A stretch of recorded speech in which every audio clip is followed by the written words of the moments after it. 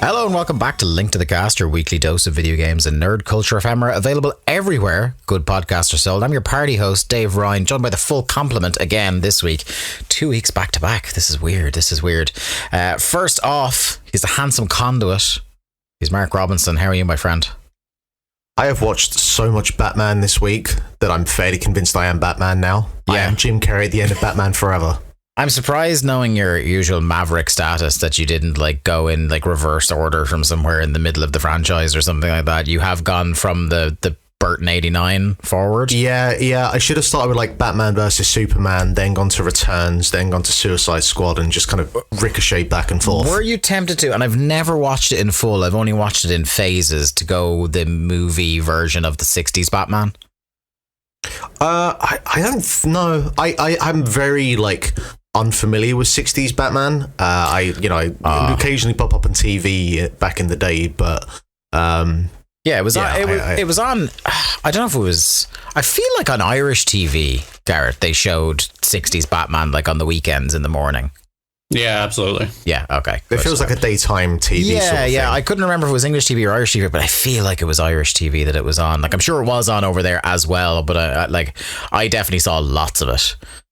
I think we had it on Channel 4, I want to say. Yeah, even at that young age, it was very hard for me to connect the fact that Batman the Animated Series and 60s Batman reruns were the same character.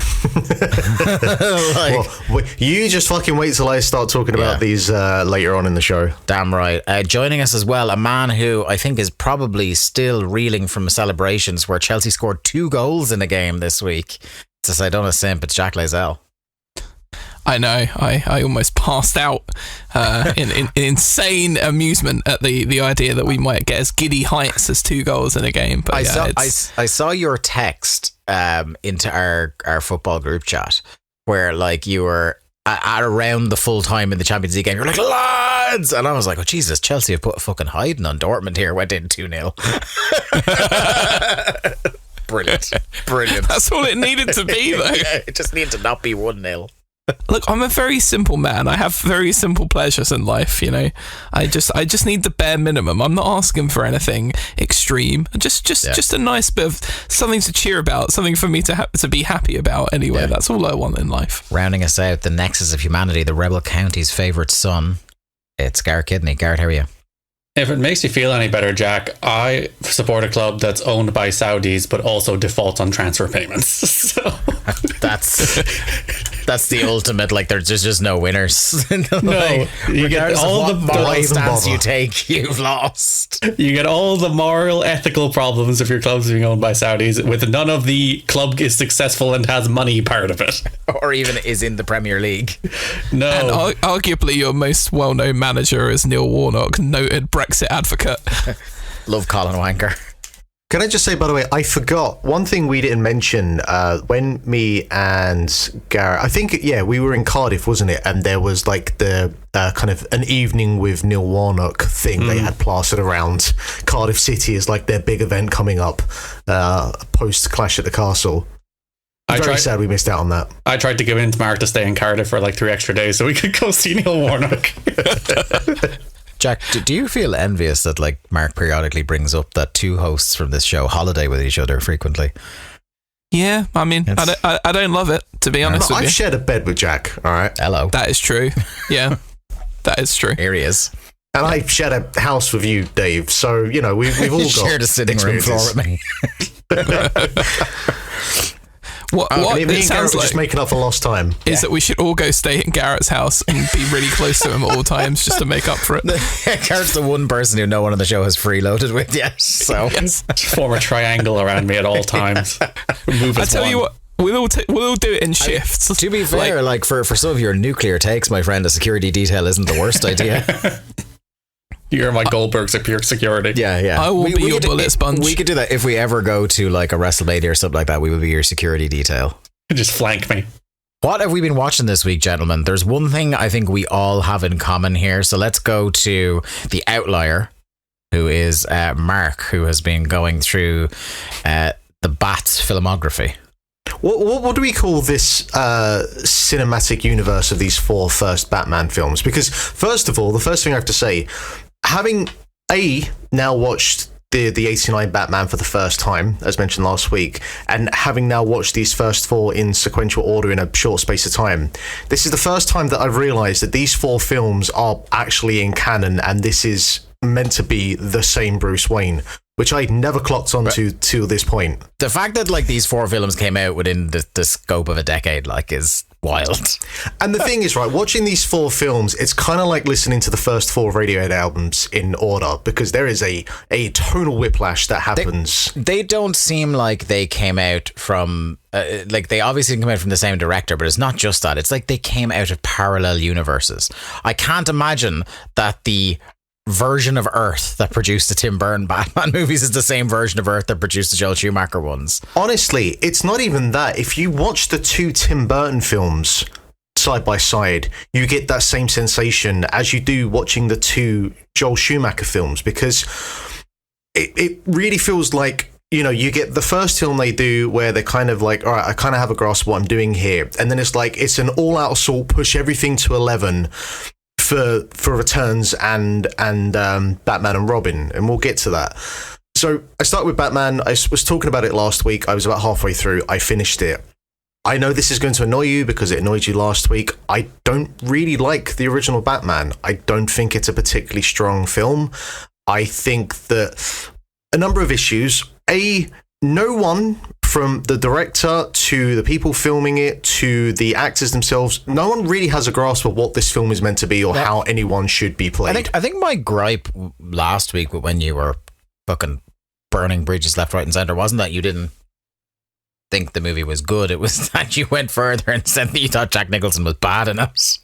I still don't think he's particularly great in it. Oh. And again, that's the noise I made. And again, this comes down to the fact that no one has a grasp on how they should play their character, because with Jack Nicholson. no. There are moments where Nicholson, like, that menacing psychotic Joker comes through, but there are moments where it feels like bad cosplay doing amateur theatre hour with him.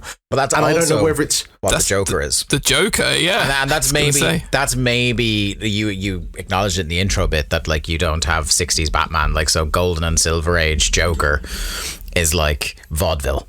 You know, I think it's more a case that my Joker, the one that I resonate the most with because it's the first interpretation I saw, was the Heath Ledger one. I think it's more to do with that. There definitely is. I think if that film came out this year with that performance, I don't think it would work. You know what I mean? Like, it's an of the time thing as much as anything else, and it is like, it marries the Golden and Silver Age interpretation of the Joker with kind of like, you know, late 80s. You're starting to get that darker, you know, more sinister Joker that you're seeing in flashes. But it, I would say in 89, that's probably a fair enough representation of the Joker. The aspects you talk about in terms of like the Silver Gold Age, the 60s, I don't see that. I just see someone who doesn't know exactly what he should be doing with it, but, you know, maybe it's just me. The other issue with the film, and I was talking about this last week, where visually at times it looks incredible for a film from 89, like some of the matte paintings looking just amazing, but a lot of the miniature shots, it looks like Thunderbirds. You know, there's a way to do miniature shots where you don't see the scale drastically shift and you see like toy figurines being used for, you know, a ship or whatever. But this Batman film are some of the worst is not the right term to use, but it's so clearly obvious that you've gone from a car being driven down the street to, you know, the car flipping over next to a church, and it is a miniature set. It's too painfully obvious. So that ages the film quite badly. And I love Prince, but I don't understand this soundtrack at all. No. I'm not having it. I like the music, and I love Prince. But Batman, Tim Burton's Batman, and Prince, yes, they hit like a brick wall. I don't understand it. It's a brick wall made of solid awesomeness. I like the way that you've gone with that one and not Joel Schumacher's Batman and Seal. Look, hey. Or Joel Schumacher's Batman and the Smashing Pumpkins. Don't you start on Kiss from a Rose, all right? And the fucking pumpkins. Don't you start with Bad Dance, motherfucker. We'll get to that. Don't you start with Bad Dance. That's a tune. He made a whole record. Have you listened to the Batman album? It's a tune, but it just doesn't. It's so fucking jarring against that film. The only thing that'd be more jarring is if he'd done that for Batman Returns, which he doesn't.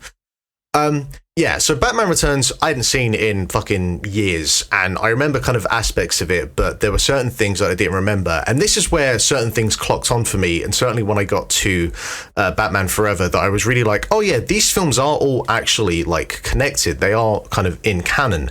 The fact that Michael Gow plays Alfred for all four of them, that was the big thing, because when I was watching the original Batman and he shows up as Alfred, I was like, oh, this actually is the same, like, Batman for these four films. Yeah, like, I mean... They don't care. That's the thing. They don't care. It's not an attempt to build a universe. Like, it's just... I know that. It's obviously, it's a very loose, like, this is in canon, and it's very much a, look, we need a director, and we need someone to play Batman, I don't even think there's fucking canon between individual Joel Schumacher or Tim Burton movies. Yeah, it's the same with, like, the Bond thing, where, like, Judi Dench goes between Bonds. It's like, where it's kind of canon, but it's not. They just don't really care. You are being very kind, Mark, to ascribe more thought than any of them put into these. I prefer it that way. I prefer it that they're just like, we just made our movie. And they're kind of connected, but we just made our movie. And you get the occasional line where, like, they'll mention Vicky Vale in Batman Returns, I think, or they'll mention in Batman Forever about him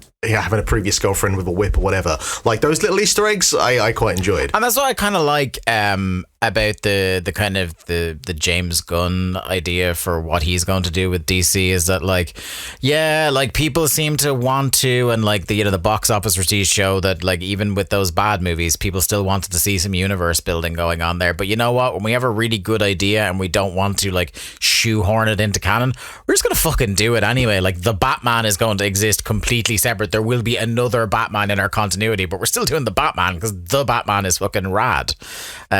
So yeah, I like that you don't feel beholden to canon, because, like, we're looking over the fence at Marvel, who are collapsing under the weight of their own canon now. Yeah. So Batman Returns.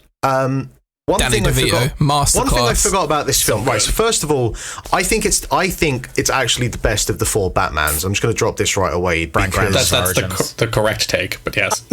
I think that is the modern consensus of those four. But there's one very simple reason why. The villains have the strongest grasp in terms of, like, the actual actresses playing those characters have the strongest grasp of what those characters are meant to be. Now, there is the fact that the characters and the origins of these stories are completely fucking unhinged, and it's the most Tim Burton. It's like, the original Batman is a Batman film directed by Tim Burton, and Batman Returns is a Tim Burton film that just happens to have Batman in it. I also think there's an extent to which, like, it kind of, almost looking back at it the way we are now, it is benefit from the fact that, like, that movie was influential enough that it sort of set the tone for a lot of those characters going forward. So it may not necessarily have been where that character was at in other media prior to the second Tim Burton Batman movie, but because everybody has copied that vibe since, you're just like, oh yeah, no, that completely fits. Whereas, like, I think maybe, and much as I am loath to give modern Tim Burton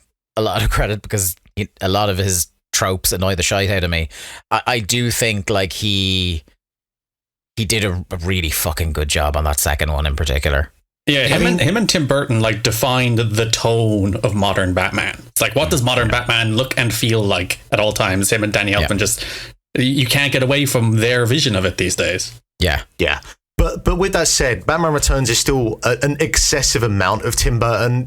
Like, you do have to switch your brain off for certain aspects of it. The clown performance, villain, the bad guys, the fact that there is a bit where Danny DeVito is giving a pep rally to a auditorium of penguins with rockets strapped to their backs. Yeah.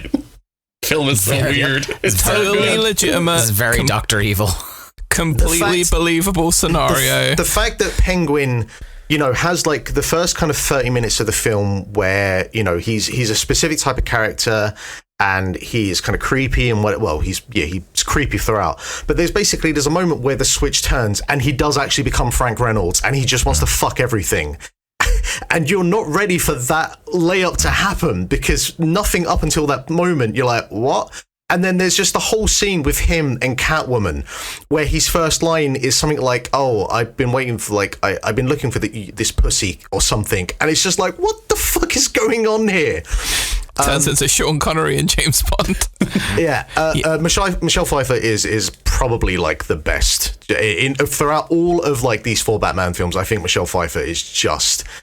Probably was my first crush as a 4-5-year-old, but like she just fucking nails that character. I just gotta say on behalf of the listeners, cut the chuffa. Joel Schumacher Batman films. All right, okay. Well, here's the thing, right? That's all. As soon as people heard you watched all 4 of them, that's what people wanted to hear. Okay, but here's The the most thing, right? sensitive of the Batman movies. Batman Forever is probably the one I have the least amount to say because It rules. It's the one. It's the first one that it's probably not the first. I think I did watch Returns first, but it's the one that I was about 7 years old. It's the one I'd seen the most. It's the hardest one for people our age to be like, neutral on. Yeah.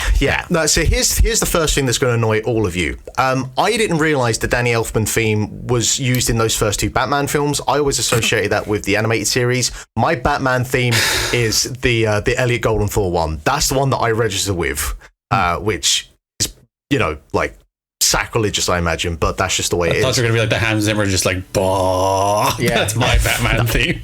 No, the fucking da da da da da da da da. That's my one. Could you do the whole soundtrack like that? No, I will not.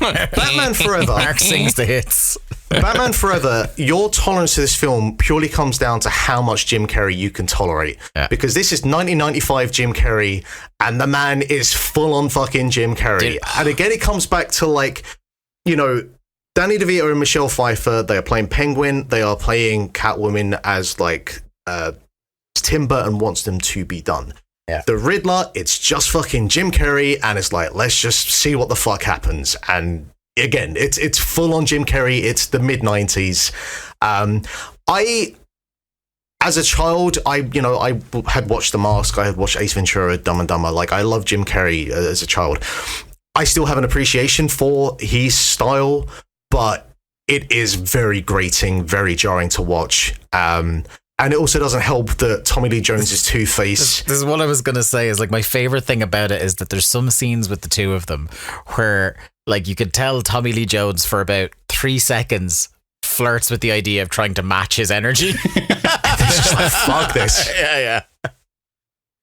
And also, I wish I could want anything in life as much as Nicole Kidman's character wants to fuck Batman in this film. Because she has one character, she has one character device or plot device throughout this film, and it's I want to fuck Batman. And in fairness, would you not want to fuck Batman? Yeah, I would. Yeah. If it was on the table for you to fuck Val Kilmer Batman, which is about the only good thing about that movie, is Val Kilmer just looking at Val Kilmer. Never mind his performance. Val Kilmer is by far the Batman I feel the worst for.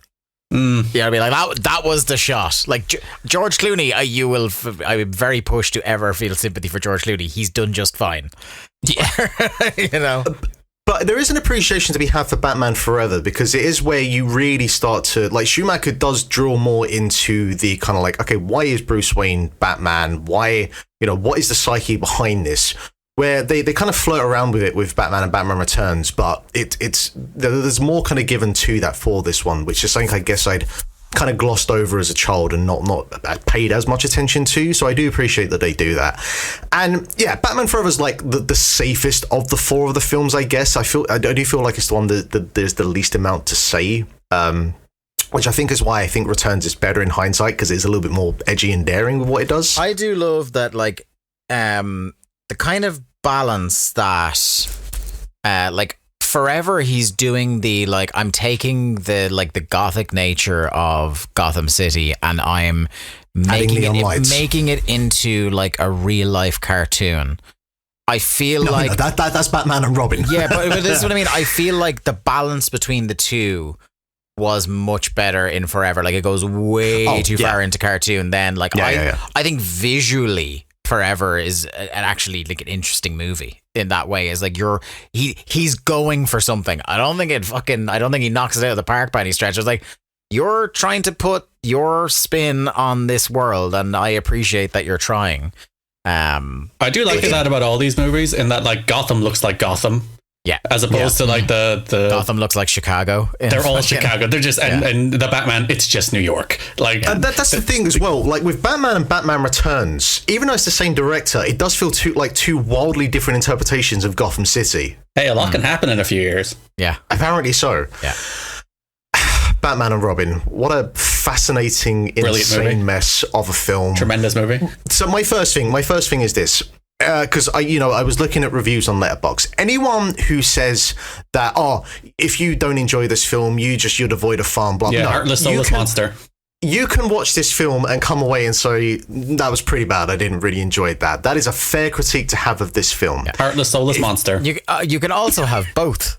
Like I have a tremendous time every time I watch it. It's one of the worst movies ever committed. Exactly. It sucks. No, the movie's great. Heartless, soulless monsters. It's the truest spiritual extension of 60s Batman on like the big screen with ridiculous budget, and it's so much fun. It absolutely is. Garrett, the spiritual extensions are the nipples on the costume. Yeah, hell yeah. Listen, we're talking about first crushes. Chris O'Donnell in Batman and Robin. Yeah. Like, that was a moment for many gay men. I have a question. I mean, there's something for everyone in that, because Alicia Silverstone is also in that movie. She is horrendous in that movie, by the way. We'll get to her. We will fucking get to her. First of all, where did Chris O'Donnell's charisma go from Batman Forever to Batman and Robin? Because all out through the nipples. Into being hotter. That's what happened. Okay. All right, fine. The hotter you get, the less you have to try. Schumacher's notes. Shut up and get shredded, son. Every single aspect. You want us to hear Robin talk? Fuck off. Every single aspect of Alicia Silverstone's character, her story arc, her performance, she's from England apparently, but you wouldn't know it from the accent. Yeah.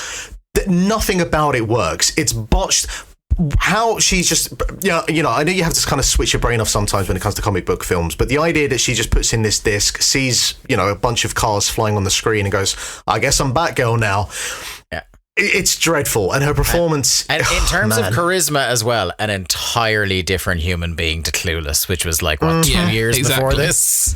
But you would say, like, the reason she's in this movie is because some, like, cigar chomping Hollywood exec's like, you gotta get the girl from Clueless, you see? She's class, she is. Well, it's not even just that. There's clearly, like, between the fact that this film is just one giant toy commercial, you can tell by the end of this film, there's like they're going to do a fifth one of these. Like, there is clearly a plan here to do a fifth fucking film of this. I cannot comprehend what this Batman and Robin film looks like if they had originally got on like a Patrick Stewart or an Ed Harris as they were, kind of thinking about. Because here's the thing, like the Mr. Freeze character and like, the Mr. Freeze character in this film, there is clearly Arnie. But it's just Arnie. That's just delivering ice puns the entire time. It's like Jim Carrey as Riddler. You have the same thing. It's like it's not Mr. Freeze. It's just Arnie, and he's dressed and he's blue. In the history of cinema, there may not be like a greater disparity between two contemporary portrayals of the same character than Arnold Schwarzenegger and Mr. Freeze in Heart of Ice in the animated series. Like, it is it is different sports. It's not even like different leagues. It's different sports. It's incredible. Hey, Mark, what killed the dinosaurs? the Ice Age. That's the one that drives everybody crazy, because like, that's not even a pun. That's the worse they are, the better they are, Dave. Come on. Yeah. No, look, the other thing I think that gets like missed in the Batman and Robin thing, Mark, is Uma Thurman. Oh, I mean, the thing is that she is pure on 60s Batman. Yeah. That is what she is in this. And then you've got Bane, who's just a lug, just a big, dumb lug in this movie. Yeah. The best movie. Loses every time for the cartoon sound effects when he fights. But can I say because I didn't read the comics, and I didn't have any kind of like understanding of Batman lore and whatnot. Up until The Dark Knight Rises, I just thought that is what Bane was. Actually, no, they showed more of what he was in the Arkham Asylum games. Yeah. But that, for me, Bane was just that. That was what I knew Bane was for like 10 odd years or so. So it was the pinnacle of Bane for 10 years until it had ruined for you. Yes.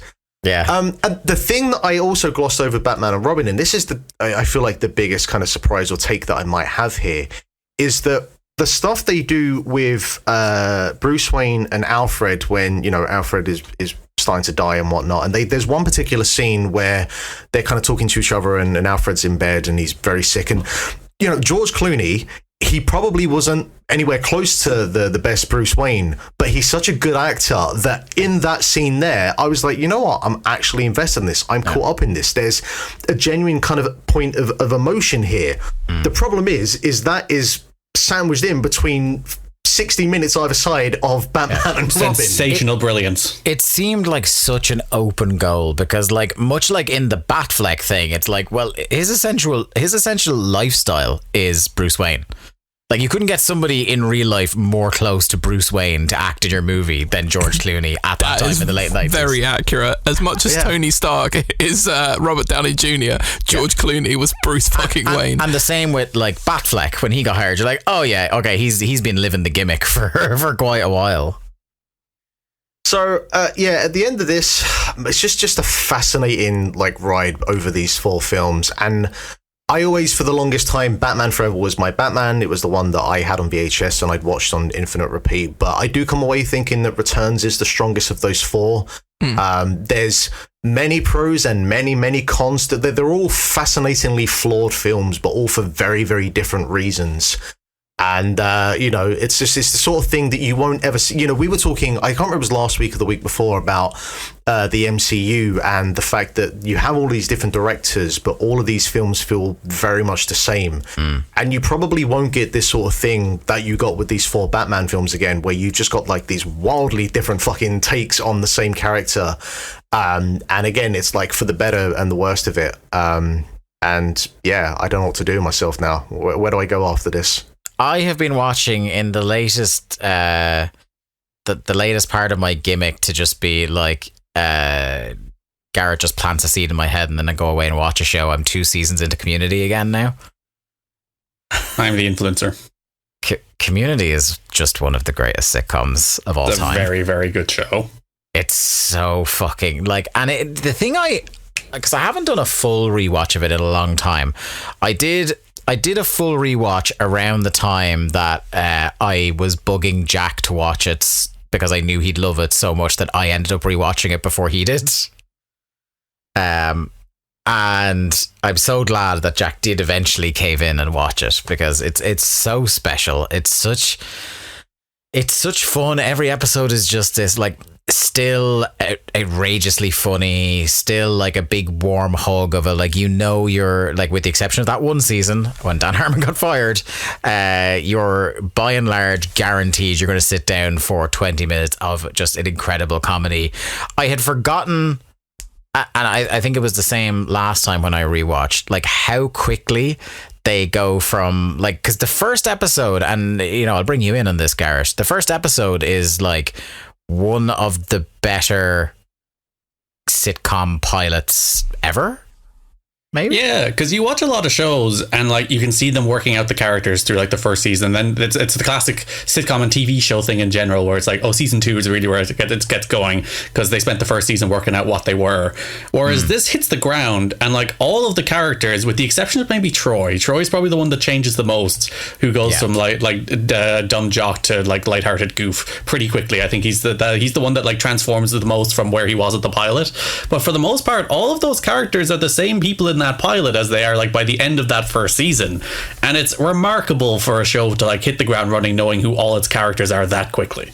Yeah, incredible. But because there's such a great grounding and such a thorough understanding of who the characters are, like, Harmon goes to fucking crazy town so quickly with that show. Like, going with, like, really weird concepts for episodes so early that, like, if you, like, for example, if you went to me like, what episode do they do the meta bottle episode with Annie's pen, I'd be like, oh, that must be like at least 3 seasons in. It's like the second episode of season 2. You know, there's like loads of stuff, like the Abed doing the film about religion where he becomes a messianic figure, also very early season 2. Was the Chicken Fingers episode the first one? First season.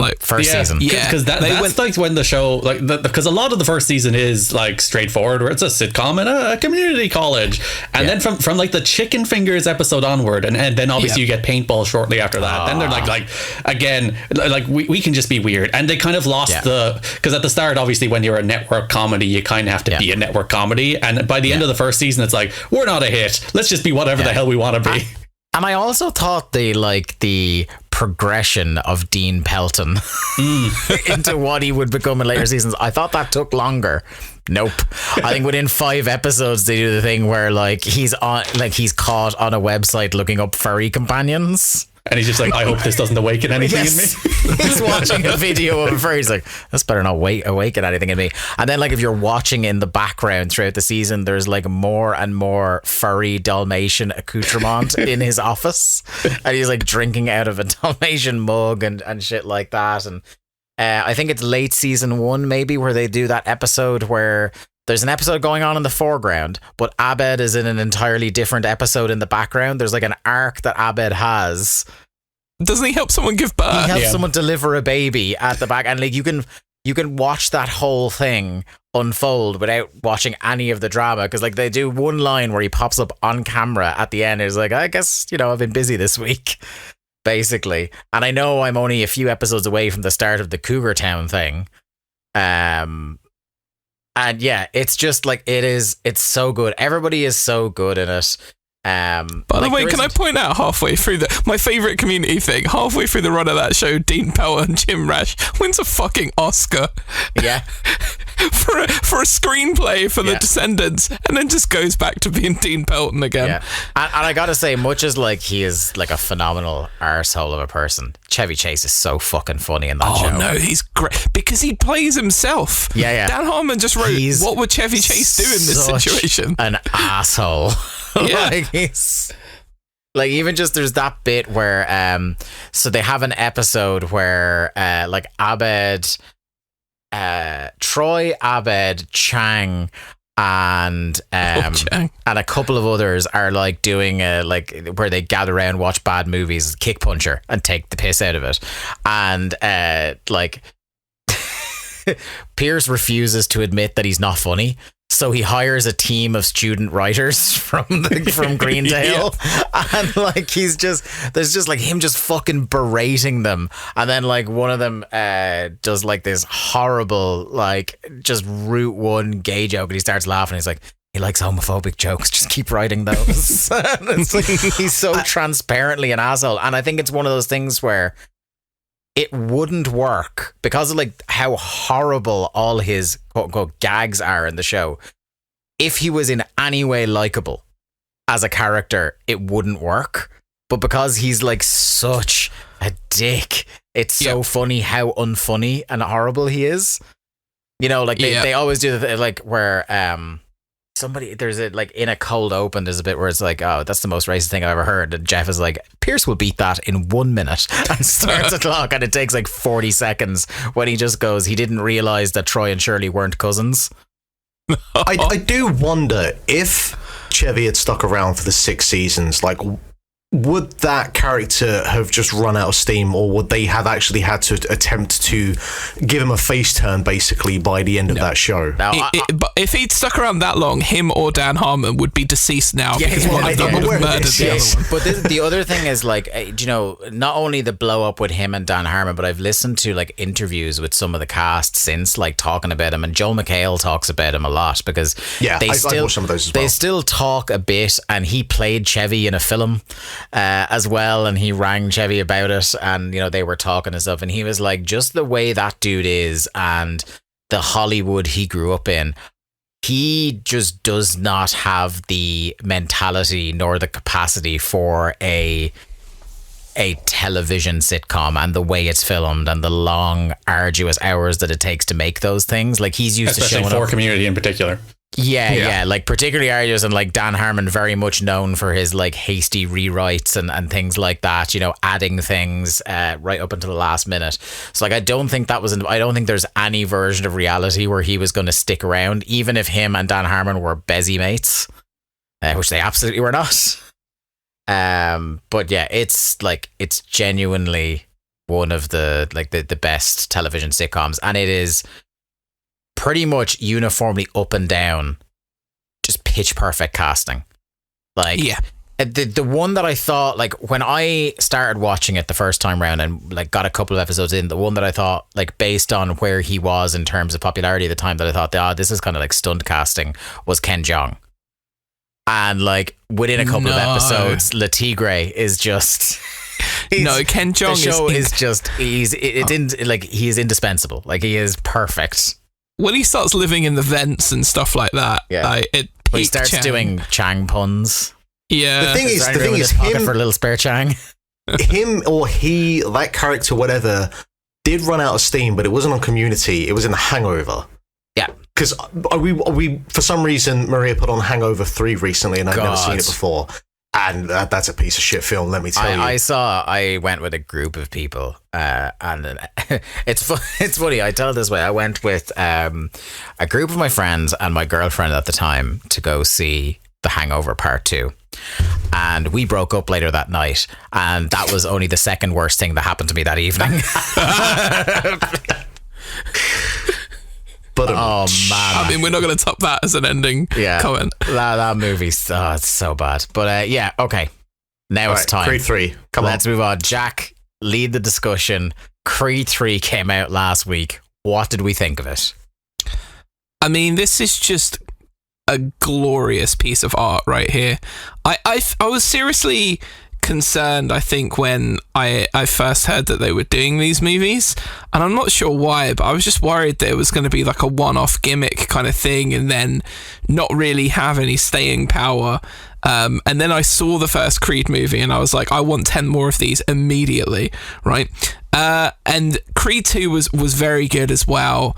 And I thought it was good, but maybe I was like, is it as good as the first one? Maybe not. Is it going to be diminishing returns from here? And I have to say, and this may be a controversial statement, but Creed 3 is my favorite of the Creed movies. I think it's the best because it has the most believable villain of any of the movies. Like, I get the Drago parallels in Creed 2 and like his reasons for kind of picking out why he would want to fight the son of like the man who kind of, killed his adoptive father and stuff. Like, I get that, but my word, Jonathan Majors in this movie, like, this guy's been in prison for 18 years and he comes out. Now if you hear that about the average actor in a movie, you kind of have to always read that commentary in, and you have to go, remember this guy's in prison for 18 years. Every inch of his body language and his controlled rage and his stuttering and his demeanor, his eyes, his gaze, fucking Jonathan Majors just looking at me through the screen in this movie. I was trembling in fear at this giant man who had been wronged by society and had spent 18 years incarcerated only for him to come out with the sole desire to hurt people and hurt them enough to the point where he becomes world heavyweight champion. Like, fuck, like, it's such a believable thing. And then he comes out, like that first time you see him appear out of the curtain and he's just jacked to fucking high hell, and you got Nipsey Hussle blasting in the background. He's been grinding all his life, and I was like, oh my fucking god, I'm in love with this movie right now. And that was halfway through the movie. Yeah. And it's a pitch perfect sports movie. It's a pitch perfect if you want to position a movie with like a good guy and a bad guy. And the thing that I thought was the most cool about it was exactly the point that we saw in Black Panther, where Michael B. Jordan's on the complete flip side in that he's a dickhead. Like, you don't really buy into what he's trying to do, but you fully sympathize and understand why he is the way he is. And that's Jonathan Majors in this movie. You don't have to like him, but by God, do you understand him? And is he completely legitimate in all of his actions? I think my thing that blew me away about that, the character of Dame, is that I think in most films where, like, if you come into the third entry in the franchise and they try to retcon in a character that was a key part of the protagonist's backstory, it's like, I'm not having it. I feel like this is just, you couldn't figure out a way to get him in, so you're trying to be like he was there all along. To make a Community comparison, they parody this very well in the Jack Black episode. Of course, where they have Buddy, who was like, they then intersplice into stuff from season 1 where like he was in the background while all this crazy shit was happening before and you just didn't see him.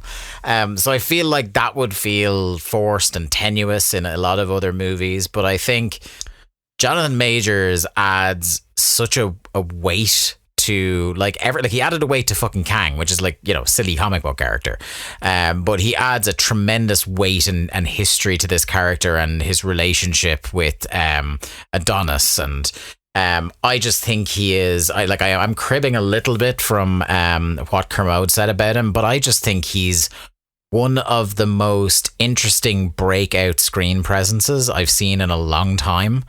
I really want to now go back and watch that one season of Lovecraft Country, because that was his big kind of breakthrough, is on that show that a lot of people are really mad got cancelled. But yeah, he is just like, I will watch him read the fucking phone book. He is so fucking good. Garrett, what did you think of Creed 3?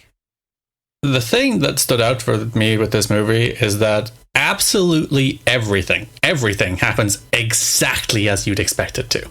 Yeah. Every single story beat, every character beat, every moment happens beat for beat how you could call in advance. And it's still just fucking awesome. Yep. It is the most predictable Route 1 movie you could possibly go see, and it still absolutely rocks. Like, when you get to the training montage in this movie, it is, as I said, the most 101 training montage. There is nothing new in it. There is nothing you have never seen in training montages before, but you will want to run through a wall because there's something like one. I think Michael B. Jordan does bring some like interesting things directing it, which we might talk about in a second. Oh, yes. He makes like really interesting choices, and that's what does like differentiate it, because like story wise it is as predictable as could be. And I don't really mean that in a bad way. It's like not every movie has to be like, oh, shock every twist and turn. It's like you will see this movie coming and you will enjoy it. But like as I said, the training montage exactly as you expect, and you just sit there and you're like, yeah, this is just filmmaking. And I think it's a testament to like the strength of the genre, and that if you do a movie like this well, you really would have to struggle to go bad with it, because like the tenets of you build up a heel, there's a babyface overcomes heel. That's like it's the basics of pro wrestling. It's the basics of sports. Everyone dunked on Raj Giri for saying that this week, but like that's probably the least of his worst tweets. Yeah. Being like, this film is like pro wrestling. It is like pro wrestling. Well, it's everything that pro wrestling at its best should be, which is build up a credible villain for the babyface to overcome, and that's how you make the most money. It even has Todd Grisham and Mauro Ranallo in it. It couldn't be more professional wrestling. Yeah, God, was that a shock to the system. The one question I wanted to ask, from what I was reading about in the reviews and stuff, is what Michael B. Jordan had been talking about in terms of being influenced by anime. Yes, in regards to this film, and that's what I want to know. What does that look like? What does that mean? So I want to get to that. I suppose let's circle back around to you, Garrett, and that idea you were talking about, the directorial choices that Michael B. Jordan makes, and I was knocked out by like pun intended. Yeah. Yes, thank you very much. I was knocked out by like his abilities as a first-time director, like the confidence with some of the choices he makes in that. And there was the interview he did with, to talk about Kermode and Mayo again, but the interview he did with Simon Mayo, where there are like the messaging alone about in this franchise, and particularly emphasized in this film through the character of Adonis's daughter, the idea that like hands are the primary mode of communication in this film, like through the communication with the daughter and also through the fighting. There's an interesting like dichotomy being made there. It's like these are these things that we reach out and we use to like communicate with our loved ones, but there are also these things we use for these horrible violent acts. And Adonis faces his own struggles with that dichotomy, with the whole subplot about the daughter fighting in school. I think there's a lot of heart to this film that he does through his directorial choices.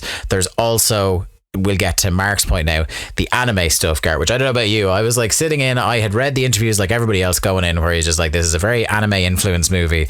And you're like, okay, buddy, let's see what you fucking got here, because this is a live action movie. Let's see how anime you can get. And a couple of seconds in, you see, like in the prologue for the film, like childhood Adonis's bedroom, and you see some anime posted on the wall. And it's like, if this is all he's fucking talking about, like that's you're really like, you're bigging up something here that you shouldn't have been.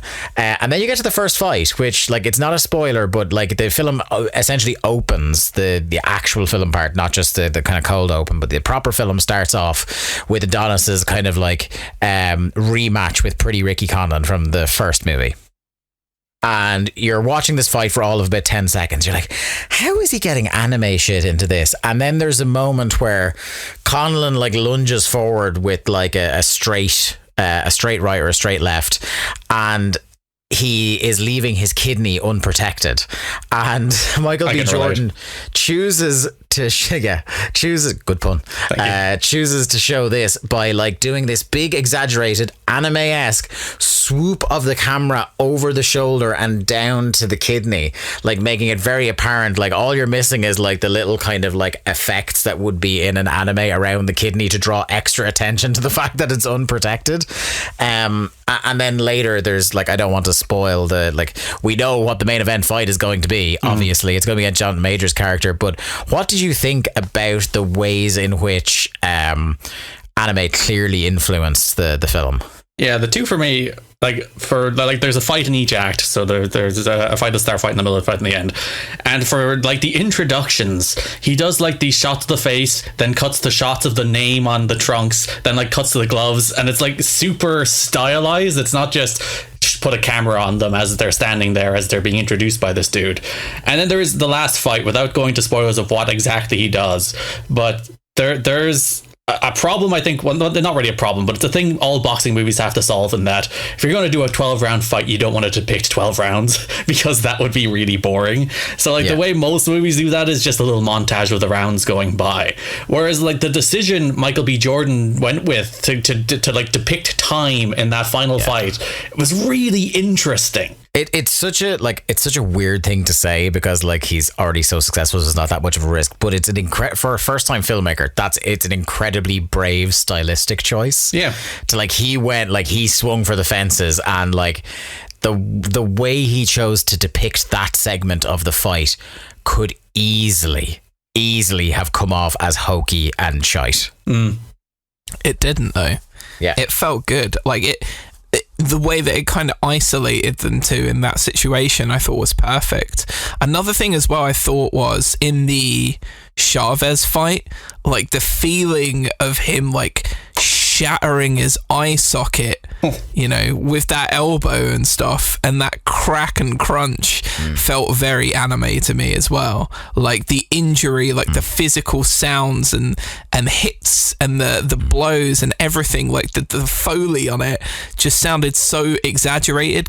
I don't know about you guys, but like listening to it, it just seemed more like everything packed more of a punch, more of an impact. There was more kind of sounds of the fights. I'm also fascinated by how the way he shot the ring is that there are times in the movie where during these three fights the ring appears like there's just enough room for these two men to stand in there and punch each other, and then there are times where it feels like, you know, particularly in between the rounds, the way they're being shot looking at each other from the corners, it's like they are leagues away from each other. I know some people have said that the one shot that was a little bit too on the nose for them, there's a bit in between rounds in that main event fight where they kind of like, each man looks in the corner and they see their opponent, but then they also see the childhood version of them. I don't know how you felt about that, Jack, but I think that kind of worked for me, to be honest. it worked for me because we'd seen the childhood versions of them earlier in the movie, right? That was the big central theme of, no matter kind of where they are in their lives, like they still have this relationship that was forged at that age. And to me, it's kind of like an acknowledgement of everything that had led them up to this point. It was like these were these two kids who had each other's backs, looked out for each other in the face of just a despicable like adolescence that they both had to live through. And now here they are, opposite sides of the ring, kind of all that, you know, innocence of youth had degraded away. And here they were, two grown men, like just having a big tear up, you know, for like the sort of, you know, the sanctity of their relationship. And it really did work for me. Is it too on the nose? Like, could you kind of get that feeling from maybe just a look or a glance? Yeah. Possibly.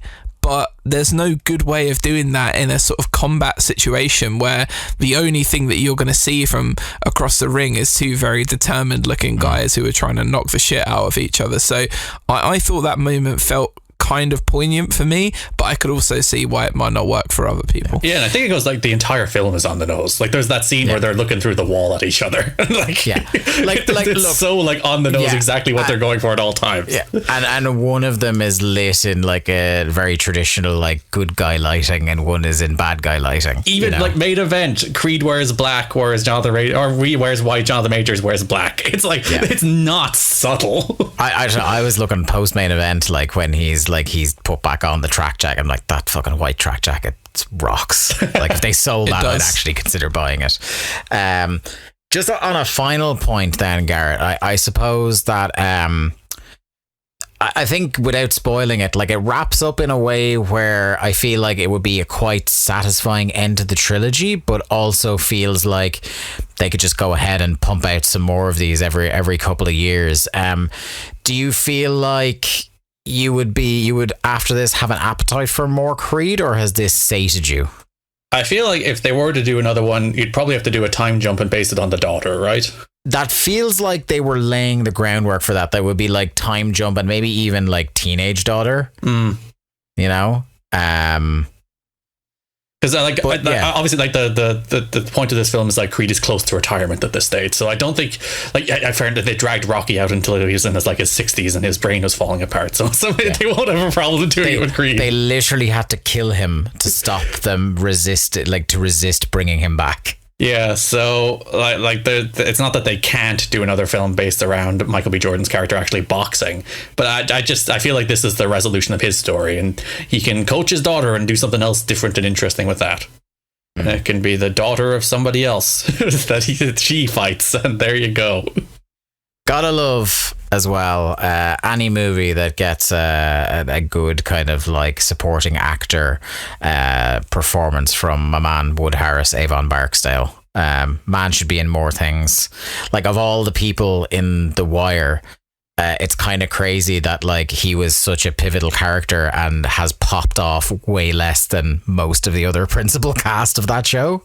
It's very strange to me. He kind of felt like his conscience as well in the movie. Yeah. Like, you know, he was constantly reminding him, like, you don't owe this guy anything.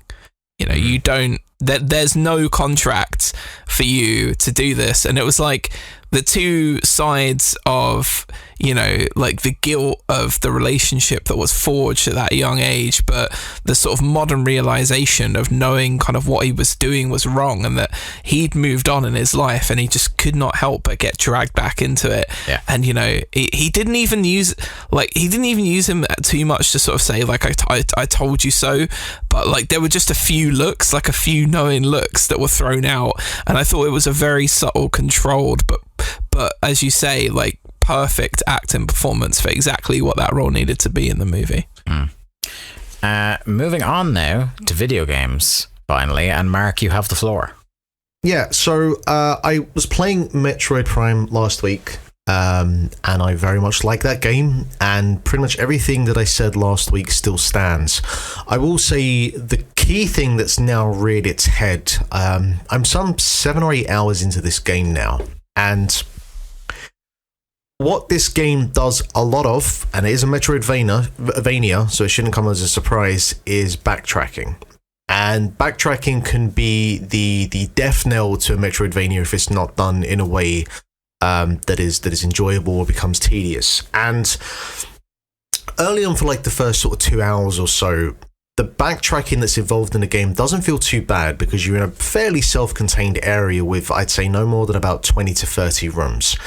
So getting from one point to another on the map isn't too bad, and remembering where you've been and where you need to go next isn't as rough because there's not as many mechanics and systems that you need to keep a frame of reference to in regards to like rooms that you've seen that have some sort of gimmick to it where you think, okay, that weapon or that item could be used there. And the problem is, so when we were talking about the map last week, and so it's like a 3D wireframe version of the world. And when you look at the map, it shows you, you know, what the room is, and it shows you where the doors are to come in and out. And each of the doors has a color which is coded to the weapon that you can use to open the door. So the white doors reference to the ice beam, the purple to the wave beam, blah, blah, blah. Very weird locking system in the Metroid world, by the way. Yeah, I know, right? You can only open this door by shooting it with a certain type of missile. Video games, am I right? Now you're talking about, that's how all the doors in my house work. Yeah, man. Are you not shooting projectiles to open your doors? Come on now. I'm gonna throw this pen at the door. Hey, if the game only used this system, it would feel limited in some ways because you would miss out on a bunch of mechanics that are, like commonplace when it comes to Metroid at this point. But it would make the kind of critical path of knowing where you need to go and looking at the map just very easy to navigate, because you would just look and, right, I have this weapon now, where can I use it? I can look at the map and I can see that door over in this point in the map and that door over that point in the map. That's where I need to go next. At that point, the game is fine. Can get a bit tedious because you're still not sure about where you need to go sometimes, but whatever. The problem that the game has is when it starts to incorporate upgrades that don't use the doors for exploration and navigation. So you've got like the speed boost for your morph ball that lets you basically go up and down half pipes, and there are parts of the world that are set as a half pipe. There's the grappling hook that you get. There's the spider tracking ball, and basically around the world you'll see like a sort of like conveyor belt sort of track that you or Samus can kind of magnetically attach to and then go along the ceilings or whatever. Those parts of the environment are not in any way represented on the map. So for those things, when you're kind of stuck about where you need to go next, you don't have any frame of reference to work with. You only have what you remember and you've seen in the world. And again, for the first like hour or two of the game, that's not so bad. But the problem is when you're about 7 or 8 hours in, you've got over 100 rooms at this point, and it makes navigation very, very difficult. And so what I was talking about last week in terms of the game telling you after about half an hour, hey, you fucking idiot, you need to go over here. That's happened every single time because the world just expands and expands and expands. There's no way, like, I don't know if there's a specific timer that it uses, or if you go into X amount of rooms, or if you just, the trail that you follow is so cold compared to where you need to be, which it feels like it is sometimes. It does just go, look, you need to go all the way to the other side of the map. I have no fucking clue why you're over here. And it is that problem that just, you've got no way to look at the map and know which rooms I can now. And, you know, in some ways I get it, because that would probably be a bit too handholdy. But you could also argue, well, you're still having to actually look at the map and deduce, right, I need to go here and there. And, you know, that's based on the rooms that you've been in. And, you know, like, the game does do it in a way where you have to go into a room for that room to now be represented on the map. So it's like, well, if you've done the work to get there, there's no reason it shouldn't show you, you know, like the half pipe or whatever, but it doesn't do that. And so it doesn't kill the game, but certainly in terms of the pacing, it does drag the thing out where you just get to the point where you can lose an hour if you are to go around to every single room. And the other problem that the game has is that as you progress further and you pick up weapons, rooms that you've previously been in, they start to bolt on additional enemies or harder versions of enemies that you've already encountered. So the backtracking, which is tedious to begin with because you may have gone through, like a chamber or a corridor 5 or 6 times, now they've thrown in, 3 or 4 enemies that are now like flying around the room and blasting projectiles at you. So that tedium then gets multiplied because it's like, you really didn't need to add these 4 extra fucking enemies in the room. Like, I just want to get through to the other side. So it's, it's one of those things where you can obviously see that if you were playing Metroid Prime for the first time, that wonder of, playing Super Mario 64 for the first time or whatever, that transition from 2D to 3D, it does work. The tone of Metroid is still there.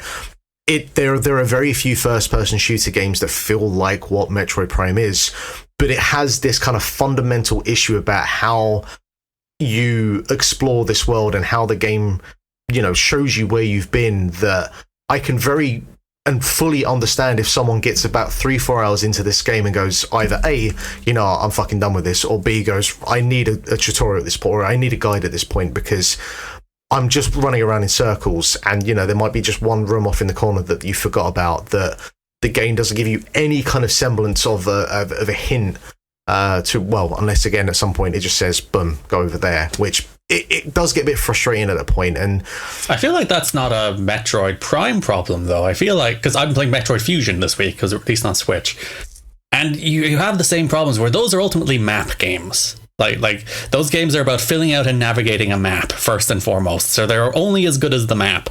And I feel like when they release Metroid Prime 4, they should have all those indicators where there's like this door is where you can use this weapon, blah blah blah. But they should also just, that map should be adjustable by you. You should be able to drop a bunch of map markers and stuff down in it to like represent things you've come across but can't access yet.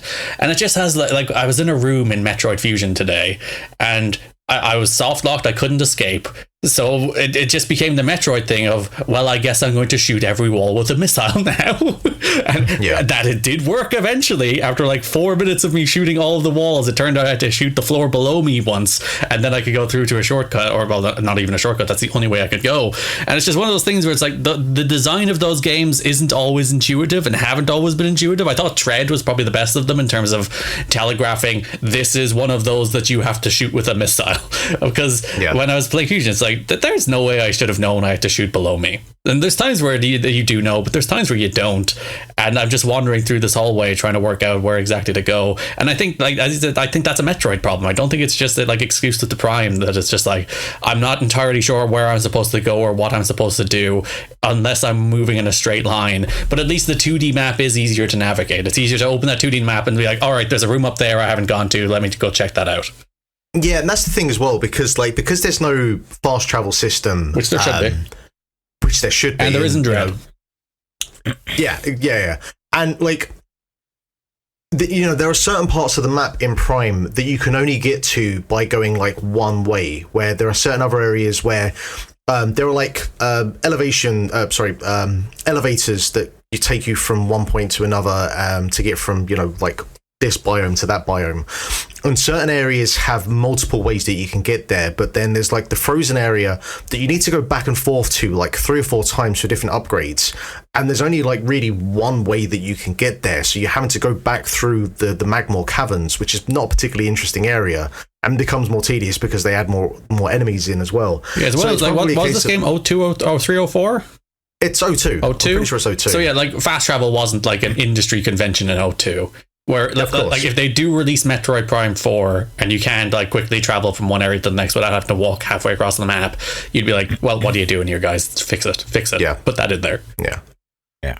So yeah, I mean, I'm definitely going to finish it. I'm definitely going to get to the end with it because I feel like I'm over that hump now where I'm upgraded to the point that I can get across the map fairly easily. There's nothing better in that game than finding an energy tank, is there? Like, oh, relief. Finding anything is great. It is. It's a good feeling. It's like, oh, I have more missiles. Yay. But I think the thing with the 3D games, I wonder, is that you was talking there about, you just have to start blasting at things until the thing happens that you need to happen. And there's more of a kind of color-coded sort of approach to that with the 2D games, I feel, where, you'll come across a rock in Prime, and it's like, well, this looks explodable, and I scan it, and it says, this structure is weak. It could probably be, blown up or whatever. And it's like, well, I've got about 7 different weapons here, so I guess I'm just going to run through them all. Charge shot, super missile, missile. There we go. That's the one. And then you'll forget about it, come back to that same rock an hour later, and then go through the same process again. But there you go. Whatever. The other thing that I was playing today, I think the demo dropped yesterday, is the Bayonetta Origins, Cereza and the Lost Demon, which was shown in, I want to say, like the last 2 Nintendo Directs. Game Awards and Nintendo Direct. That was it, Game Awards, yeah. Which is this sort of like, it doesn't look like a Bayonetta game, but apparently it's a Bayonetta game. This kind of like twee, indie, 3D, kind of isometric style looking adventure thing. It's really nice in terms of like the presentation. It does this kind of like watercolor effect where when you're going through the story, it kind of splashes the image onto the screen and grows out to show you, whatever the scene is. I'm playing this thing and I'm just trying to figure out, why does this exist? Who is this for? Because I'm sure there are the maniacs out there that are very much into the Bayonetta lore, and I like Bayonetta, but I'm not playing those games for the lore or the story. They're Platinum games. You play them for one reason, to hit things really hard at a frantic pace. And so this is not that. It is by Platinum Games, which is the thing that surprised me the most. I really felt like this would have been outsourced to a smaller studio or whatever, but it is a Platinum Studios game. And it just, it's an origin story of Cereza. I don't know who the fuck was asking for this. And the first kind of 20-25 minutes of this game is her, is about her training to become a witch, and her teacher who's really like frowning upon her. And you're going off to the world to collect water to bring it back. And the whole time I'm just like, why? What is this? Why am I doing this? It looks really nice, and it has a real kind of like Danny Elfman sort of, I'm doing a Tim Burton film soundtrack to it, which is, it fits the tone of, I guess, Bayonetta to some degree. But I can't make heads and tails of what this thing is or why it exists. And is it good? I don't know. Okay. It just feels like a pretty kind of atypical indie isometric. I haven't really got into like the real kind of meat and potatoes of the game yet. I'm only about half an hour in, and a lot of what the trailers were showing, I haven't got to that bit yet. But the first half an hour really just doesn't really kind of give you any sort of indication of what you're getting in for. And I don't know how long the demo is. I do need to stick some more time into it, but it's just, if you're coming into this as a Bayonetta fan from a mechanical aspect, there is nothing here at all. And if you're coming into it as a lore fiend for Bayonetta, I guess there will be some stuff here. But this is how reviewers of Mario Party felt. I guess so, yeah. What is this thing, and why does it exist? So I will try and stick some more time into it for next week. But I've downloaded the demo too, but I haven't gotten to it. It does intrigue me, and I know the previews were pretty like hot-ish on it. So yeah, it's just I'm hoping that the entire time I play this thing, I'm not just going, why does this exist? Because that might ruin the experience. Anyway, Mario Kart 8, those new tracks, they rock, right? Oh, it's the beautiful little treat every like 3 months to get one of these drops of Mario Kart tracks. Such a delightful with additional moment in Birdo this time. And maybe more characters. Did you see the title screen? There's a bunch of question marks. Yeah. It's just, we were talking before the show about how every time they announce these, there's like 3 or 4 Mario Kart Tour tracks, and the reaction is always like, oh no, Mario Kart Tour tracks. And then you play them, it's like, oh, that Amsterdam level is actually awesome. Because all of the tour tracks, I think, are like a glimpse into what the future of Mario Kart will be, in that none of them are just linear tracks. all of them, like the different laps, you go different directions, they close off routes, they open up routes. All of the laps through all of the tour tracks feel completely different, which makes it, you're not just running around the same circuit 3 times, and it feels much more fresh and exciting every time you go around it, a little different, and sometimes there's different directions and there's more shortcuts. It feels like it's just a much more detailed course design than like the traditional Mario Kart. And like some Mario Kart games, like there's Wario's Mountain that goes all downhill through 3 tracks. The F-Zero tracks are also like that in the DLC of Mario Kart Deluxe. So there is some that are just 3 legs rather than 3 laps, but I do think that just makes them feel like really cool. You just get to the tulip section of Amsterdam, you're like, oh, tulips. Yeah, I swear to God, there's like one, I think there's one particular turn on the Paris track on like the 3rd lap, and for some reason it throws me off. And every single time I think you're meant to throw like a left, and I end up throwing a right again because I think like I'm still on the 2nd lap or something, and I just careen straight into a corner that I can't go through. And it's like, I've done this track enough times, I should know by now. But yeah, I've not been the biggest fan of the World Tour tracks, I think just because visually they look a little bit more simplified, and obviously they were mobile games from the mobile game, tracks from the mobile game first. Jesus, we'll get there. And I think that is like true of this DLC in general, and that like it is not the level of production of the original Mario Kart 8 tracks. That's very clear. Yeah, but I do like the Yoshi Island track. I really like, you got the big kind of purple monster blob out in the back in the ocean. I really like the kind of scale and size they do with that. Yeah, and it has all the like little trappings of Yoshi's Island with the music and the coin sound effects, and like the victory music is from Yoshi's Island. They do all those little details that just make it feel like a Yoshi's Island track, which is really cool. Yeah, these tracks are awesome. I guess it does lead the question, like, what characters do you think we will get? Petey Piranha has to be there. Diddy Kong probably, right? It's kind of amazing that he's just not shown up at all. There's already like 150 characters in that game, and Diddy Kong's not one of them.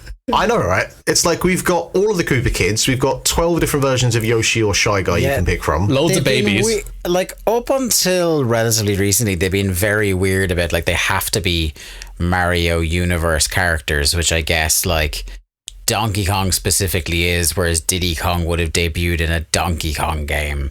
And that was all very much, yes, okay, I understand that's the way Mario Kart is, until fucking Link shows up. If we can have Link, we can have Cranky Kong, damn it. True. I do wonder, will there be any, like, you know, broader Nintendo characters, or will it just be... Yeah, you see, that's what I definitely don't want it to turn into, like...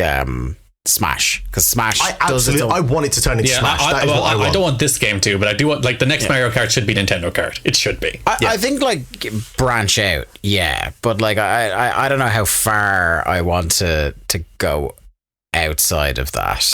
You play that Yoshi's Island track, and it has all the little trappings and nostalgia beats of Yoshi's Island, and you just think about, God, if they just did that for Pokemon, or if they did that for all of their franchises, if they did it for Kirby, like it would be a lot of fun. Dave, just imagine driving as Helix, flinging your arms around. Arms. Look, with the arms, Steve song's like, whoa, you're helixing your way through the world. Come on, one of now. the fucking best songs. It goes so hard and doesn't need to. No, the reason I'm kind of resisting against it is because I'm like, I know what the actual reality of that would be, and that we'd actually just get 700 Fire Emblem characters and no one else in it. That would be awesome. I know, that's appealing to the Garrett. This is ideal. You've suggested the perfect game, Fire Emblem racing. Yeah. Can we just take like Fire Emblem and Xenoblade Chronicles and just kind of throw all of that into its own separate kart racer and just put it over there? If there was a Xenoblade racer, that would win Game of the Year. I would die on that hill. It wins Soundtrack of the Year again, probably. Every time Shulk goes past somebody, he just shouts, "I'm really feeling it." It would be amazing. I just could only hope that it would end up being like Chocobo Racer. But like, can I get the full gamut of Conker's Bad Fur Day characters in this, please? By the way, that's it. Like, in an ideal world, if it expanded out to like rare characters, you've got me back on board. Yeah, like Banjo-Kazooie in there. Yeah, like we already, of course, have had them in a racing game, but them in this racing game I'd be into. Yeah. And also, I think Nintendo are done with licensing hell for a while now after getting GoldenEye out. Yeah. But them and Microsoft are James best Bond friends in now. Mario Kart. There's already a Mercedes in Mario Kart. James Bond is the next extension. Yeah, I feel like it's easier to get Mercedes than it is to get James Bond. I always forget Mercedes is still in that game until I scroll through the menu. It's like, oh, there it is. There's my Mercedes car. You would think that was sort of like a limited time deal, but no, it's just there. Yeah, so but it's also weird that's like Kart 9, Lewis Hamilton. But the thing with that is it's weird that's Lewis Hamilton. That's the only licensed thing in there, and I don't know if it's like Mercedes just have an exclusivity deal or whatever, but it is kind of weird. It's like you just scroll through and like throughout the whole thing, it's just like there's the one Mercedes car and that's it. It's perfect. What more do you want? Mario just wants to drive his Mercedes. Oh, they should put the Mario Bros van in it. That would be a good movie tie-in. Oh my god. There you go. Are you telling me you don't want a hybrid between Lewis Hamilton and Toad in a Mercedes in the next game, Mark? Look me in the eye and tell me you don't want that. Well, I can't look you in the eye because your camera's not on, so... Lewis Hamilton. Do you know what they'll probably do, though? Because of, like, the licensing nightmare, they'll go, oh, no, sorry, we can't do that. You'll have to have, like, Valtteri Bottas or something like that from, like, somebody else from F1. You can't have Hamilton. You can have someone else, though. Who's the second driver for Mercedes now? George Russell, isn't it? Yeah. So you put him in, you're not getting Hamilton. Oh. But Hamilton, it's a good pun as well. It is. It's good. You pitch it to them. You pitch that to Doug Bowser and see what happens. The one other thing past this, though, is like, at what point did they start expanding the tracks out and doing licensed tracks? When do we get Silverstone in Mario Kart? That's the question I ask.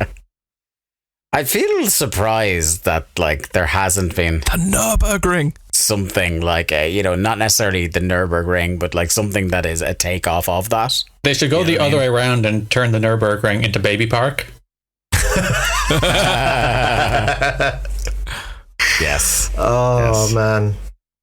Man. Okay. Let's move to the news. First things first. In a story that is being very much styled on twitter.com as bullying works, Rocksteady's Suicide Squad Kill the Justice League has been delayed once again. It was coming out imminently, I believe, in the first half of the year. 26th of May, and now it has been shifted to an undetermined point this year. This was after we saw more footage of it and saw that it was very much going down the games as a live service route, and people were not happy, so unhappy to the point where, in a very rare backtrack, they seem to be just tried to get rid of this shit from the game. I'm kind of like, I don't know. I'll go to Garrett first. Like, I feel like I'm just so expectant of these big developers, these big publishers to just like, they don't back doon, they double doon. So I was kind of like really shocked that they went, you know what? Maybe we'll actually listen. I would be dubious about the extent to which they could overhaul. Like this game has been in development for like 7 years at this stage. Doesn't it seem like it seems like a fundamental thing to try and shift? You can't take it was built as a live service game. It's still going to be a live service game. Then the question is like, is it going to be a fun live service game? I do wonder is like maybe the turning off of Avengers has kind of spooked them a little bit more as well, because like if Avengers couldn't do it, these guys can't. And maybe they'll make a better game than Avengers. But like I was gonna say, Rocksteady's a better studio, but Avengers was Crystal Dynamics. It was a good studio that made games people liked. It's like a single player games people liked, no less. It is like the exact same situation that's happening here, but they're not going to suddenly turn this into an Arkham game. They can't. So the question is, well, what can they do in, say, not even 6 extra months? Say if they release it in November instead of May, I guess an extra, actually, no, that is 6 months, never mind, maths. 6 extra months. So what can they do in 6 extra months to make this a little bit more fun, a little bit more playable? But it's the thing I'm always like most skeptical about is when they say, oh, this game is just as enjoyable single player as it is multiplayer. And I refuse to believe that's true of nearly any game. So you either make a game that's built for multiplayer or you make a game that's built for single player. I feel like if you're trying to split the difference, you're not serving either side particularly well. So if like the next 6 months is them trying to split that difference even more, it might make for a worse game, not a better one. Yeah, it would be quite embarrassing if they have to climb down, try and change it as much as possible, and it comes out and it's still dog shit. Well, isn't that like part of what happened with Gotham Knights, where people had the same concerns that it was a live service game and it wasn't? They're like, no, it's not, we swear. And then it just turns out it's just a bland action game. Yeah. I feel like the tepid reaction to Gotham Knights as a whole might play a part in the decision that's been made here as well, because I'm sure that like Rocksteady just don't want to have that on their hands here. But it is that case is like, look, 6 months, it seems like it's a long time, but it's really not. And as you mentioned, this game has been in development forever. It's like, what can you do in that time? Either you're going to use those 6 months to try out a few things that maybe they kind of work, but then you need to spend like another year implementing them, or you just have to put the thing out the fucking door at some point and just, you know, see what happens come whatever. But it's not promising, I'll say that much. And you know, with this kind of thing, I feel sorry for the people that are in there, you know, every day, who are probably sick to death of this game. Oh, they no doubt are just like, yeah, we didn't want it to be this kind of game either. Yeah, because they've been like sitting on that fence the whole time since they announced it, because they know new Rocksteady game, people want a new Arkham. This isn't a new Arkham, it's a multiplayer game.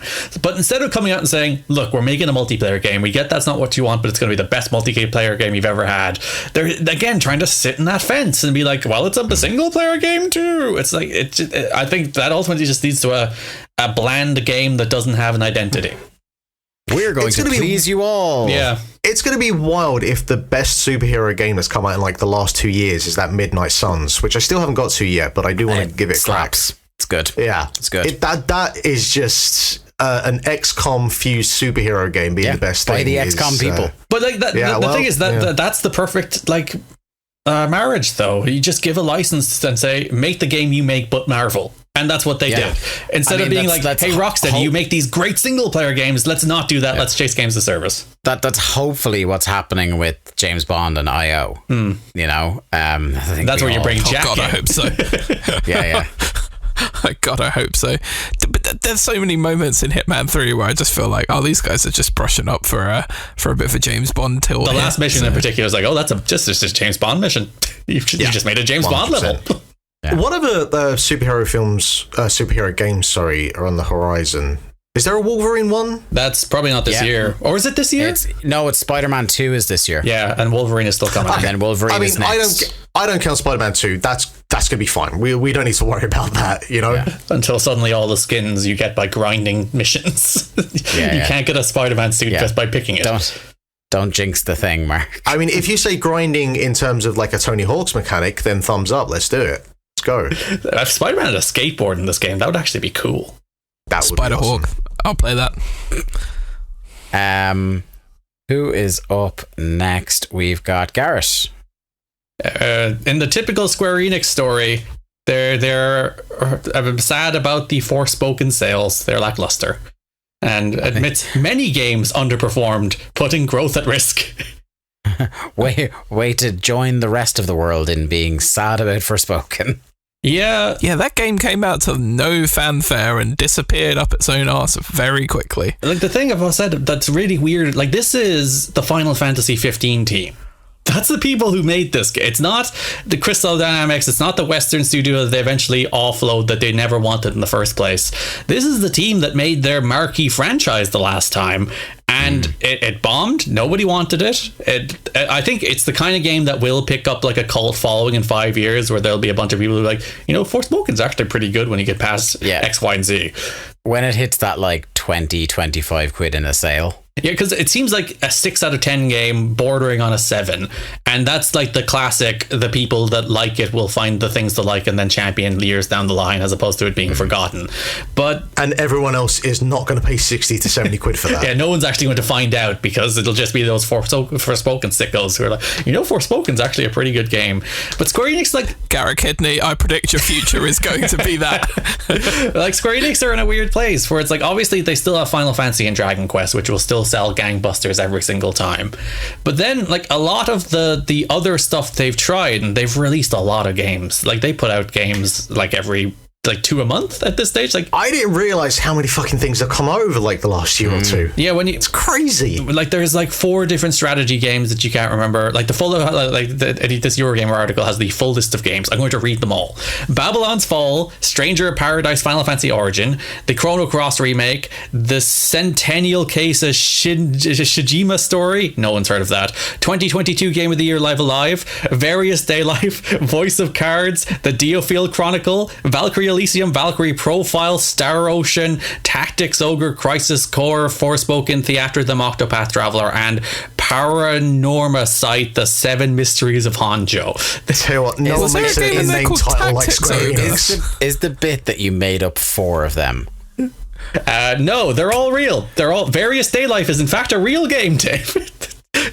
Garrett, can Tactics Ogre? Can we just rewind, or is Tactics the end of one game and Ogre the start of the other? No, Tactics Ogre is apparently like one of the best games on that list. It's a very beloved game that was remade. The thing about the gameplay in Tactics Ogre is it has layers, much like an Tactics onion. Ogre. That's Final Fantasy Tactics, like No, game. it's actually the subtitle for Shrek 4. Mark. Shrek 4 Tactics Ogre. That's the XCOM Shrek game. It's actually the post-credit scene of Puss in Boots. ShreXCOM. There you go. Oh, there we are. But like a bunch of those games are good. 2022 Game of the Year Live Alive, Octopath Traveler is good. And like I think Stranger of Paradise Final Fantasy Origin has that scene where your man walks away and a Linkin Park song plays. That's a good game. But is it crawling? But a lot of those haven't been like financial successes. Like they released stuff like Harvestella and stuff like the Diafell Chronicle and Valkyrie Elysium, these games that I think were modestly well reviewed. Again, a bunch of 7 out of 10s that just didn't find an audience. And that doesn't include stuff like Chocobo GP. But then they have Final Fantasy 16 coming out this year, so they'll probably be fine. And they have Dragon Quest, which they can cash in Japan until the end of time. So they'll be fine. But it's a weird time for Square. The very obvious issue here is they just released too many fucking games. But I like that of them. None of them had any marketing. They're so weird in that they'll just drop Theatrhythm and Octopath Traveler within 2 weeks of each other. And you're like, cool, I like both those games, I'll play them, but I feel like you could have put a little more oomph into both of them. I feel like Square Enix's strategy is just releasing as many games as possible, knowing that Garrett Kidney is going to buy all of them, and that's going to hold them up for the how many of these games did I buy? 1, 2, 3, 4... 5 Tactics Ogre. I 7. did buy Tactics Ogre. 5 Crisis Core. 6, 7, 8. I've only bought 8 of these games, Mark. Thank you. That's not a bit. You did buy Tactics Ogre. I did buy Tactics Ogre. People love that game. That's not like a niche deep cut. That's not Diafell Chronicle. People fucking love Tactics Ogre. It's like one of the best games of all time to people.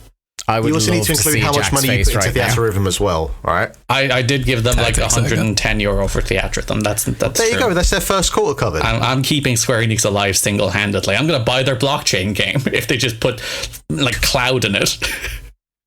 Hey Garrett, Tactics Ogre. Yeah, people love that game.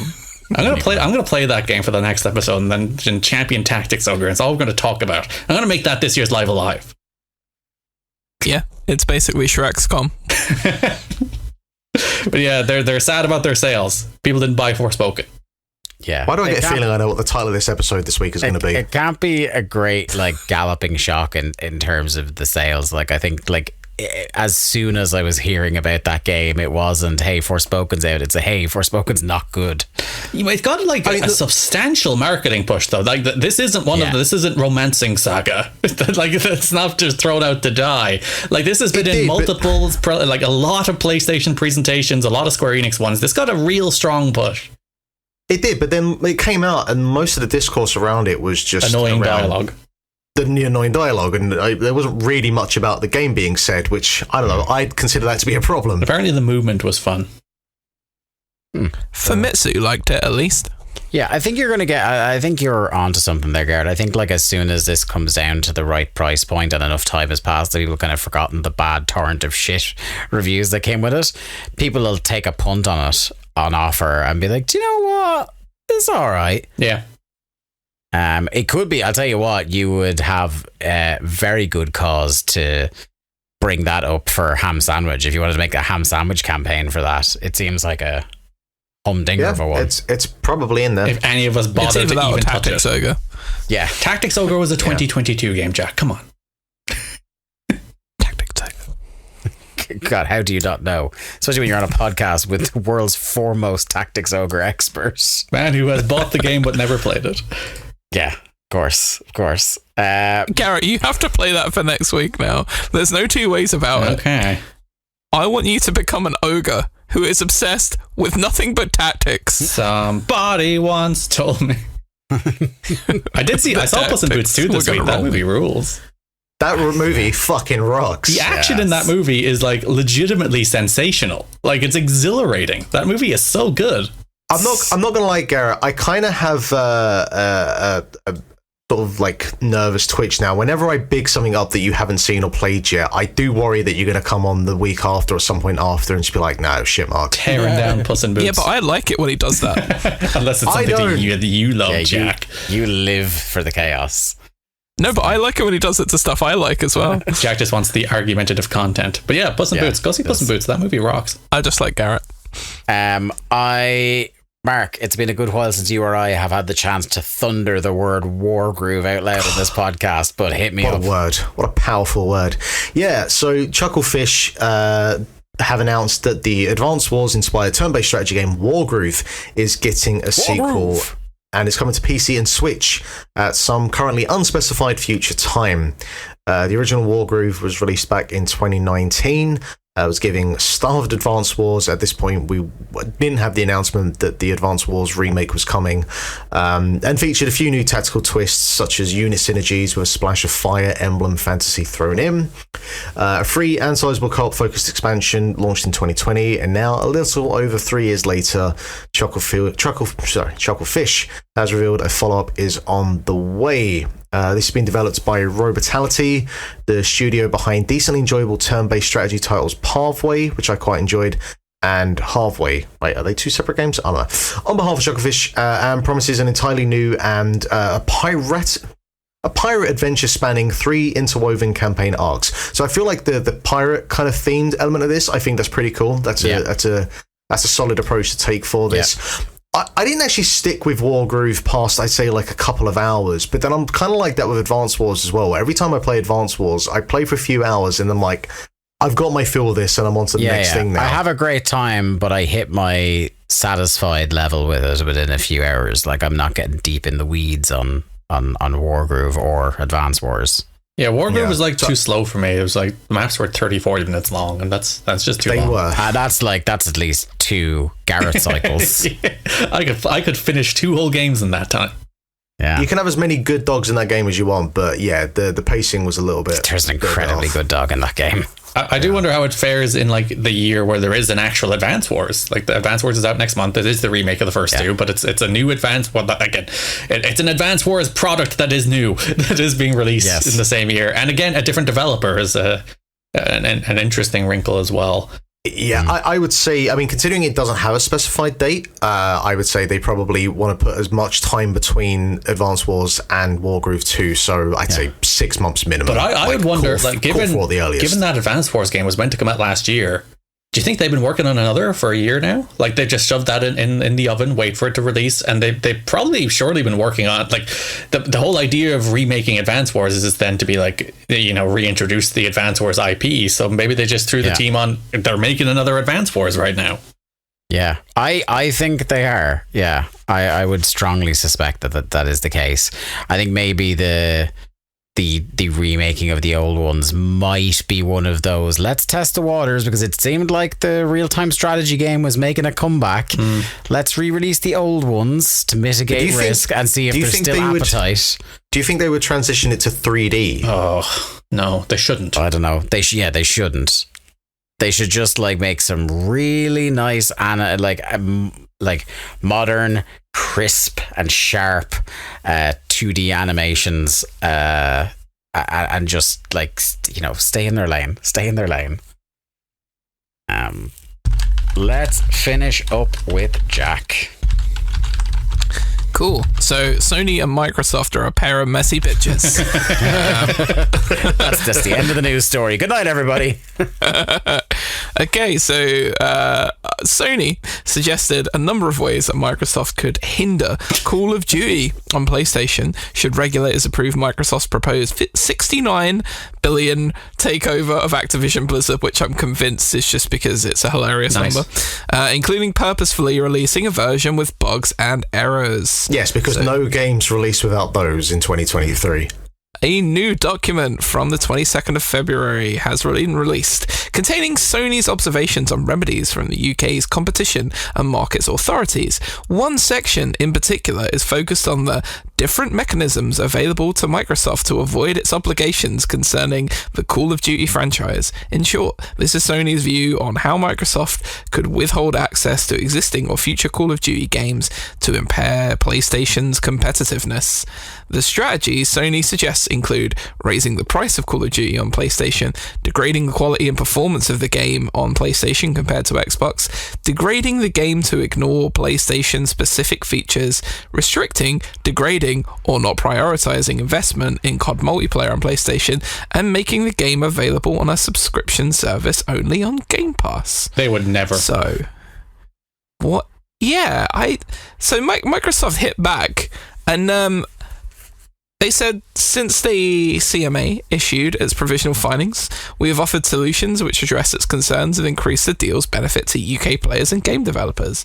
These include a guarantee of parity between Xbox and PlayStation on access to Call of Duty and legally binding commitments to ensure that Call of Duty is available to at least 150 million more players on other consoles and cloud streaming platforms. The decision now lies with the CMA on whether it will block this deal and protect Sony, the dominant market leader, there's the messy bitch part, or consider solutions that make more games available to more players. So they kind of denied it in that statement, but then they had to get that little jab in at Sony on the way there. I love the idea that, like, in Sony's mind, that there would be somebody who in their right mind would volunteer to make less money. You know, by putting it on Game Pass and keeping it away from PlayStation. But, like, the thing about the sabotage is great. There was a great point. I can't remember if it was Schreier or who it was made the point is, like, somebody that's being this paranoid and this specific about people shipping their, like, a different platforms version with bugs. The only people that have that specific a thought might be people that have done that themselves before, that they know the playbook. They're reading out their own one. Yeah, like this whole thing where it's like Microsoft are like, oh, little old Microsoft, what? Just a tiny company trying to get by. Yeah. And Sony are like, we will go bankrupt without Call of Duty. We are just impossible to exist without that one video game. And it's just these two arguments where it's just like, one, Microsoft, you're a big company, like one of the biggest companies in the world. Sony, you'll be fine. You had exclusivity on Call of Duty stuff. How come that wasn't anti-competitive then? Oh, but we didn't own it. We just had exclusivity on it. Also, did it really give that, like, having the exclusivity or the timed exclusivity on some of that Call of Duty? Was that really the thing that put them ahead in the console wars? No, it wasn't. It was the diabolical Xbox One strategy that gave them the head start. Like, I think platform holders really overstate the benefit of this in a war with the other consoles. It's kind of like when Apple and Epic were fighting it out. It's like, oh, I'm sure these two giant corporations will find a nice way to make money with each other at some point. And the funny part is, like, Microsoft having to shop around. It's like, we'll put it on Nintendo, we'll put it on Nvidia, we're putting Call of Duty everywhere, we're going to put it on your N gauges. Yeah. Ultimately, like, the only, like, not the only, but the main decisive factor in, like, people moving from one primary console to another across generations is, what are my friends doing?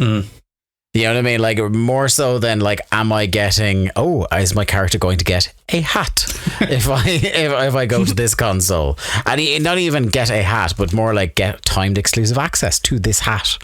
Dave, what kind of hat? Well, Malibu Stacy has a new hat. And I don't want to spoil the surprise, my friend. I see. But yeah, I think this is like, this is just some silly, messy bitches of platform holders being such. But isn't it funny how, like, Activision Blizzard is a humongous company. Yes. And this entire dispute has, like, boiled down to Call of Duty. Like, never mind all of Blizzard or all of King, which nobody even mentions. People forget King exists, and it probably makes money than all of these things combined. Yeah. And, like, this wasn't... They kicked up now. Sony did kick up a stink when it happened with Mojang. Because I remember them saying that they were afraid about losing, Minecraft stuff, and that Minecraft 2 would then be an Xbox exclusive. And then that's ultimately like Minecraft's or Microsoft's best defense. It's like, well, we left it for everybody. We put it on more platforms. Yeah. But, like, I find it weird that they weren't nearly this whingy about Bethesda. They're not this whingy about Double Fine. Like, it's just for some reason they're hyperfixating not just on, as you said, Garrett, not just on one studio, but one game by this enormous studio. I mean, look, Call of Duty still makes, it's the biggest game in the world. It is. It's in the top 10 every year without fail. So there's a reason for it. GTA 5. That and Mario Kart 8, there's an obvious reason for it, but I just, what is are they worried here that they think that someone's going to play the Sony version and hypothetically get an inferior version of Call of Duty and then decide, well, fuck this, I'm going to go get an Xbox instead?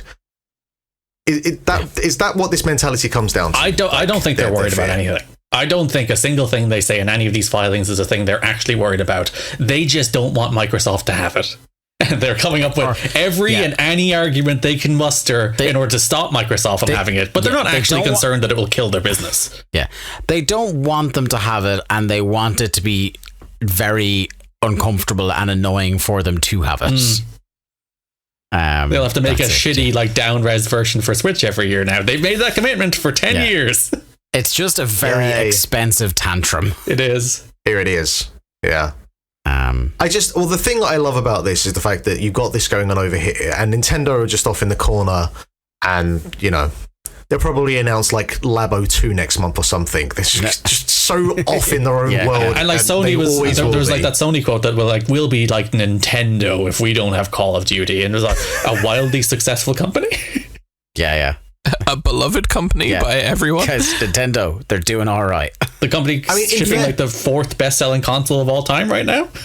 Maybe you should be Nintendo, in as much as Nintendo do not give a shit what anyone else is doing. They'll just release Splatoon and have their own shooter, and it will be better. So Sony kind of are like Nintendo, because they've released a peripheral for their console that no one's going to fucking ever use, or maybe the once. Has anyone heard a word about PSVR 2?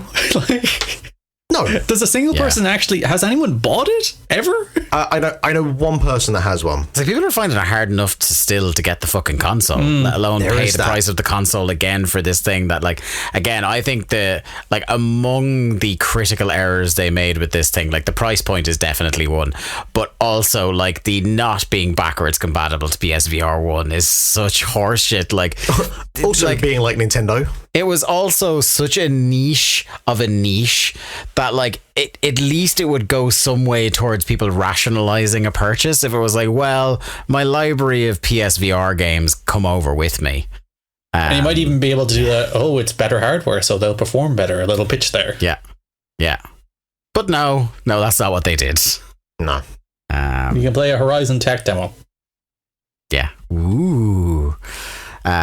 Okay. On that note, folks, that's the end of Link to the Cast for this week. Thank you very much for tuning in once again. At Link to the Cast is where you need to follow us on Twitter to find where to subscribe, to find the show notes as they're posted, and to just talk with us about what we've been covering, what you'd like us to cover, what you think of what we've been saying on the show, etc. Individually, I'm at The Day to Dave, Mark is at Lithium Project, Jack is at Jack Lazell, and Garrett is at Garrett Kidney. Thank you very much, and we'll talk to you again next week. Tactics Ogre.